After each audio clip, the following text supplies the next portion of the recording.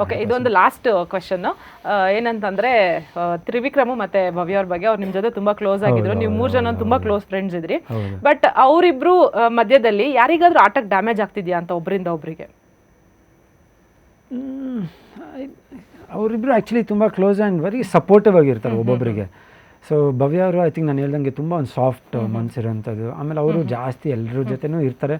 But ಏನೋ ಒಂದು ನಂಬಿಕೆ, ಇವಾಗ ನನ್ನ ಯಾವಾಗಲೂ ನಾನು ಲೆಟರ್ದು ಬಂದಿದ್ದು ನೋಡ್ಬಿಟ್ಟು ದಡುಮಾಮ ಅಂತ ನನಗೆ ಯಾವಾಗಲೂ ರೇಗಿಸೋದು. ಆಮೇಲೆ ನಾವು ಜಿಮ್ ಮಾಡೋವಾಗ ರಾಕಿ ಅಂತ ಅಂದರೆ ರಾಕಿ ಬ್ಯಾಲ್ಬೋ ಅದೇನಾದರೂ ಸ್ಟೈಲ್ ಮಾಡ್ಕೊಂಡು ಮಾಡ್ತಾ ಇರ್ತೀನಿ. ಸೊ ಅದನ್ನೆಲ್ಲ ರೇಗಿಸೋದು.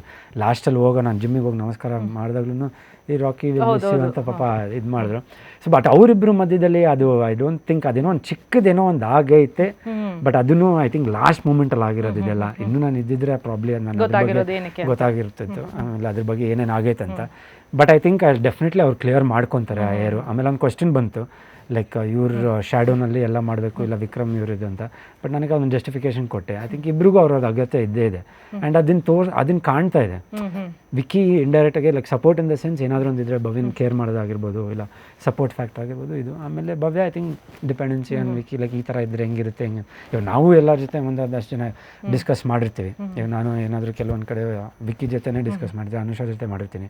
ಹಿಂಗೆ ಇದ್ದರೆ ಹೆಂಗಿರುತ್ತೆ, ಈ ಥರ ಇದ್ದರೆ ಹೆಂಗಿರುತ್ತೆ, ಇಲ್ಲ ಹಿಂಗೆ ಮಾಡಿದ್ರೆ ಹೆಂಗಿರುತ್ತೆ ಅಂತ. ಸೊ ಐ ಥಿಂಕ್ ಎಲ್ಲ ಬಟ್ ಐ ಥಿಂಕ್ ಅದೊಂದು ಕ್ಲಿಯರ್ ಆಗುತ್ತೆ ಅವ್ರ ಮಧ್ಯದಲ್ಲಿ.